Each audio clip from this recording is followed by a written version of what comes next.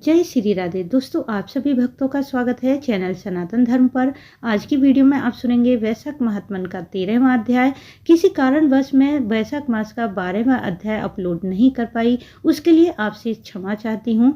परंतु आगे आपको वैशाख महात्मन के सभी अध्याय कंटिन्यू मिलेंगे। इसके लिए चैनल से जुड़े रहिए। साथ ही वीडियो अच्छी लगे तो इसे लाइक करना ना भूलें, और चैनल पर यदि आप पहली बार आए हैं तो चैनल को सब्सक्राइब करके बेल बटन को प्रेस कर लें, जिससे नई वीडियो का नोटिफिकेशन सबसे पहले आपको मिल जाए। भगवान श्री हरि का ध्यान करते हुए चलिए सुन लेते हैं वैशाख महात्मन का 13वां अध्याय है वैशाख मास की अक्षय तृतीया और द्वादशी की महत्ता। द्वादशी के पुण्यदान से एक कुतिया का उद्धार। श्रुतदेव जी कहते हैं, जो मनुष्य अक्षय तृतीया को सूर्योदय काल में प्रातः स्नान करते हैं, भगवान विष्णु की पूजा करके कथा सुनते हैं, वे मोक्ष के भागी हैं। जो उस दिन श्री मधुसूदन की प्रसन्नता के लिए दान करते हैं, उनका वह पुण्य कर्म भगवान की आज्ञा से अक्षय फल देता है। वैशाख मास की पवित्र तिथियों में शुक्ल पक्ष की द्वादशी समस्त पाप राशि का विनाश करती है। शुक्ला द्वादशी को योग्य पात्र के लिए जो अन्न दिया जाता है, उसमें एक एक दाने में कोटि कोटि ब्राह्मण भोजन का पुण्य पाते हैं। शुक्ल पक्ष की एकादशी तिथि में जो भगवान विष्णु की प्रसन्नता के लिए जागरण करता है, वह जीव मुक्त हो जाता है। जो वैशाख मास की द्वादशी तिथि को तुलसी के कोमल दलों से भगवान विष्णु की पूजा करता है, वह समूचे कुल का उद्धार करके वैकुंठ लोक का अधिपति होता है। जो मनुष्य त्रयोदशी तिथि को दूध, दही, शक्कर, घी और शुद्ध मधु, इन 5 द्रव्यों से भगवान विष्णु की प्रसन्नता के लिए उनकी पूजा करता है, जो पंचामृत से भक्ति पूर्वक श्री हरि को स्नान कराता है, वह संपूर्ण कुल का उद्धार करके भगवान विष्णु के लोक में प्रतिष्ठित होता है। जो सायकाल में भगवान विष्णु की प्रसन्नता के लिए शरबत देता है, वह अपने पुराने पाप को शीघ्र ही त्याग देता है। वैशाख शुक्ला द्वादशी में मनुष्य जो कुछ पुण्य करता है, वह अक्षय फल देने वाला होता है। प्राचीन काल में काश्मीर देश में देवव्रत नामक एक ब्राह्मण थे। उनके सुंदर रूप वाली एक कन्या थी, जो मालिनी के नाम से प्रसिद्ध थी। ब्राह्मण ने अपनी कन्या का विवाह सत्यशील नामक बुद्धिमान द्विज के साथ किया। मालिनी कुमार पर चलने वाली थी। वह केवल आभूषण धारण करने के लिए पति का जीवन चाहती थी, उसकी हितैषणी नहीं थी। उसके घर में कामकाज करने के बहाने उपपति रहा करता था। सभी जाति के मनुष्य जार के रूप में उसके यहाँ ठहरते। वह कभी पति की आज्ञा का पालन करने में तत्पर नहीं थी। इसी दोष से उसके सब अंगों में कीड़े पड़ गए, जो काल अंत तक और यम की भांति उसकी हड्डियों को भी छेदे डालते थे। उन कीड़ों से उसकी नाक, जिह्वा और कानों का उच्छेद हो गया। स्तन तथा अंगुलियां गल गईं, उसमें पंगुता आ गई। इन सभी क्लेशों से मृत्यु को प्राप्त होकर वह नरक की यातनाएं भोगने लगी।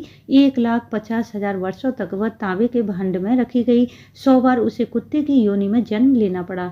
तत्पश्चात 100वीं देश में पद्म बंधु नामक ब्राह्मण के घर में वह अनेक दुखों से घिरी हुई कुतिया हुई। उस समय भी उसके कान, नाक, पूंछ और पैर कटे हुए थे। उसके सिर में कीड़े पड़ गए और योनि में भी कीड़े पड़े रहते थे।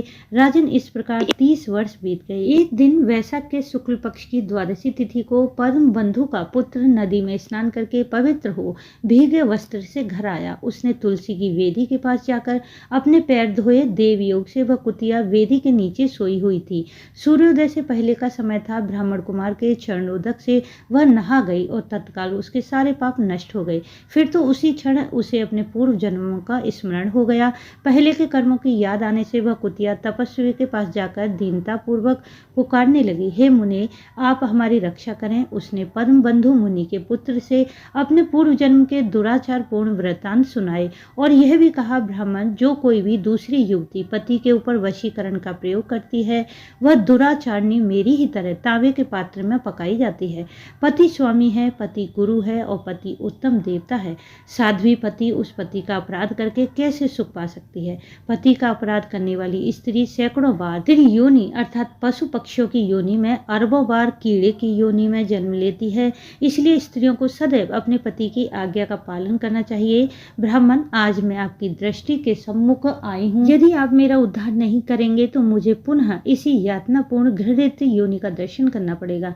अतः विप्रवर मुझ पापचारिणी को वैशाख शुक्ल पक्ष में अपना पुण्य प्रदान करके उबार लीजिए। आपने जो पुण्य की वृद्धि करने वाली द्वादशी की है, उसमें स्नान, दान, अन्न भोजन कराने से जो पुण्य हुआ है, उससे मुझे इस दुराचरणी का उद्धार हो गया। महाभाग दीनवत्सल, मुझ दुखिया के प्रति दया कीजिए। आपके स्वामी जगदीश और जनार्दन दीनों के रक्षक हैं। उनके भक्त भी उन्हीं के समान हैं। दीनवत्सल, मैं आपके दरवाजे पर रहने वाली कुतिया हूँ, मुझ दीना के प्रति दया कीजिए, मेरा उद्धार कीजिए। अंत में मैं आप दुजेंद्र को नमस्कार करती हूँ। उसका वचन सुनकर मुनि के पुत्र ने कहा, कुतिया, सब प्राणी अपने किए हुए कर्मों के ही सुख दुख का फल भोगते हैं। जैसे सांप को दिया हुआ शकरा मिश्रित दूध केवल विष की वृद्धि करता है, उसी प्रकार पापी को दिया हुआ पुण्य उसके पाप में सहायक होता है।